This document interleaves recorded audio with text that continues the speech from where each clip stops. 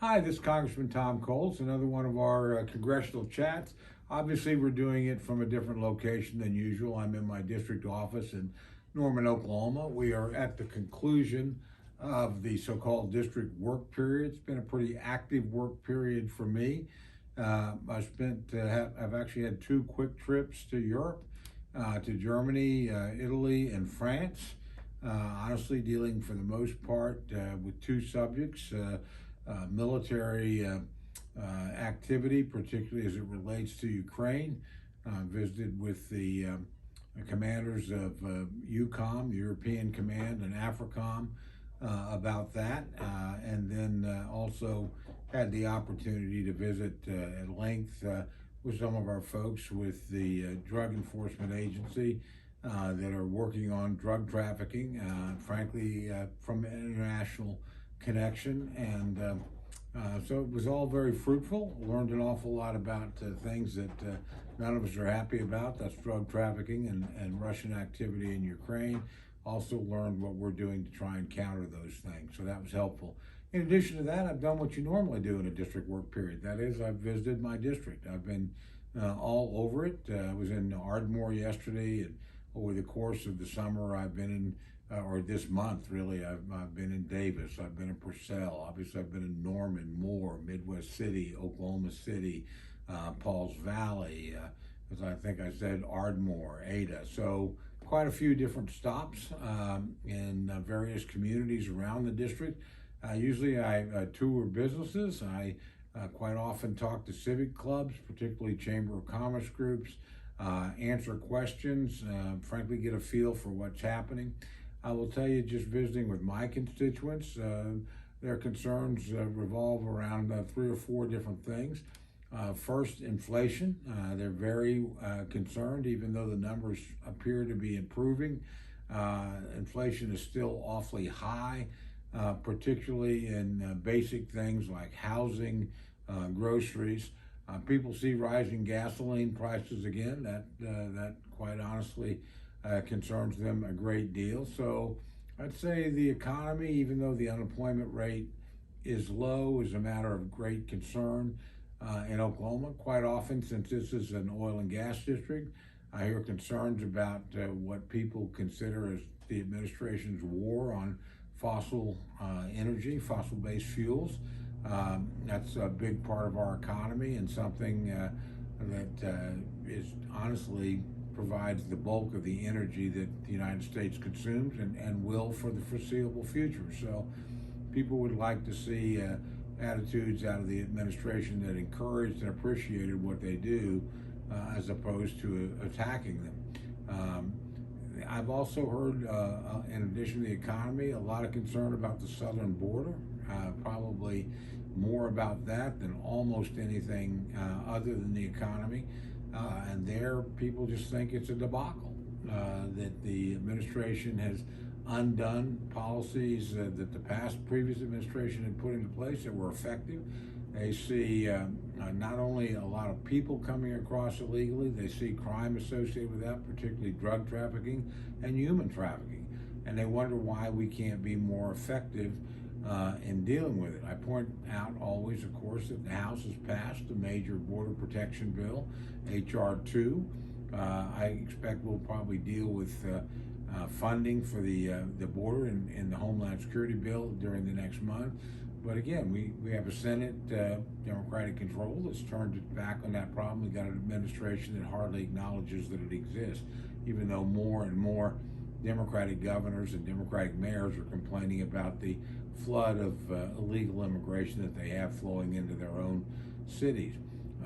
Other than those two things, I probably hear more about the dangerous world in which we live, particularly Chinese activity in the Western Pacific, and more importantly, what's happening in Ukraine, what we should do about that. I suspect that'll be a major this focal point when Congress goes back into session.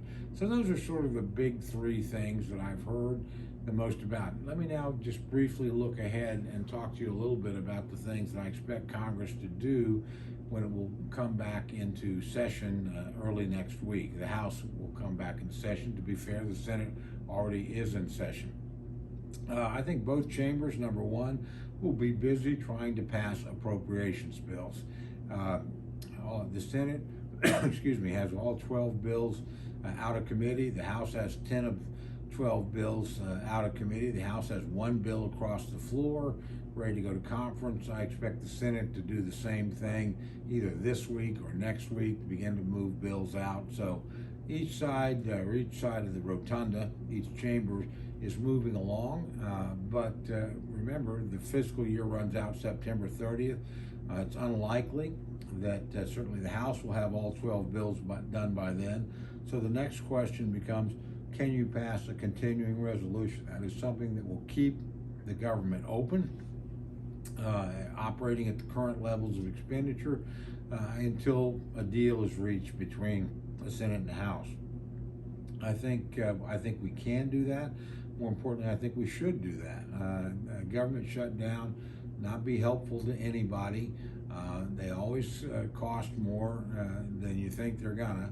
And in addition to that, quite frankly, if people try to use shutdowns to achieve objectives, and sometimes they do, I've seen both parties do it, you never achieve the objective that you're trying to do. So we'll be working hard to make sure while the appropriations process is sorted out, that government continues to function, and hopefully we reach a deal before the end of the calendar year. In addition to those things, there'll be other matters that Congress has to deal with. If you've been watching the news, you've seen we've had unusual hurricane activity particularly hitting Florida, and there's more that's possible between now and the end of the fiscal year. We also, of course, had the terrible disaster in Maui, wildfire. So there's going to be a demand request for disaster relief. We pay for that out of the disaster relief fund. That fund, we set aside a certain amount at the beginning of the year. If we don't use it, we actually just roll over what we keep. We've done that in recent years, but we've still gone through most of the money. So we're going to have to decide what the appropriate level of disaster relief is. Again, there'll be a struggle about that, a debate about it. I always make a point of supporting disaster relief. It's what we rely on in Oklahoma when we have tornadoes or when we have wildfires or some other kind of natural catastrophe. Other Americans, are going through those kinds of problems right now. I think we need to be equally supportive of them. We certainly ask for help when we need it. We should be willing to extend help to other parts of the country when they require it. And so we'll be trying to work on a package that can get broad bipartisan support. We'll also have the issue of the Ukraine. The administration's already requested additional assistance there. This is a matter of some controversy about that. I want to be very clear. I'm actually supportive of Ukraine support. I think it's very important that Russia not succeed in what's really naked aggression against a power that had done nothing to provoke it. If they're not stopped, honestly, I think we'll see more Russian aggression in Europe. And frankly, I think the Chinese could draw the conclusion that, hey, the West doesn't have the will to deal with this stuff. Maybe we should do something in the Western Pacific. So I think we have a lot at stake here. I've consistently supported aid to Ukraine. I see no reason why that position would change. How we do it, whether we couple it with disaster relief, to me that's an open question. There are people that legitimately do not support aid to Ukraine that might want to vote for disaster aid for their respective state. I have no reason to try and deny them that ability. I don't believe in trying to force people to vote for something they don't support in order to get something they do. So we're going to be open as to how we work it out. But at the end of the day, I will be supporting disaster relief for parts of America that need it. And I certainly intend to be supportive of Ukrainians who I think are in a life and death struggle that we have a high degree of self-interest in terms of them being successful. Finally, again, we'll try and set up and work toward a longer-term appropriations deal. I would expect that to happen, if it's going to happen, sometime between Thanksgiving and the end of the year. So that's a long way away, but there's still a lot of maneuvering going on as we move different appropriations bills and we begin our negotiation with our colleagues in the Senate on both sides of the aisle, and again with the administration. I always like to point out to people to remember that we live in an era of divided government. We have a Republican House, a Democratic Senate, Democratic President, and we're trying to get things done during the middle of a presidential election, which complicates things because every presidential candidate, whether they're going to be president or are president, is going to have an opinion. They're going to express that opinion. That actually complicates negotiation, but just the way things work. So we're going to continue to try and work through that process. But in that process, nobody will get everything they want. There has to be a bipartisan compromise. There has to be a compromise between the administration and Congress, a compromise between Republicans and Democrats, compromise between the House and the Senate. So it's complex, but it's doable, and it needs to get done for the good of the country. Let me just end with this. Again, I look forward to continuing this dialogue with you for the balance of the year. I think it's going to be a very consequential time for the country. We certainly would invite always your opinions and your input as we make these decisions. I did manage to do a couple of teletown halls during the break while I was here at home. We'll continue that process during the course of the fall, and certainly would always welcome it if you reach out to any of our offices in the district or to our office in Washington, D.C. With your thoughts, your opinions, and certainly your needs and requests. So with that, I hope it's been a good summer for you. I wish you a good fall as we move ahead. So good luck, God bless, and as a very proud alum of the University of Oklahoma, Boomer Sooner.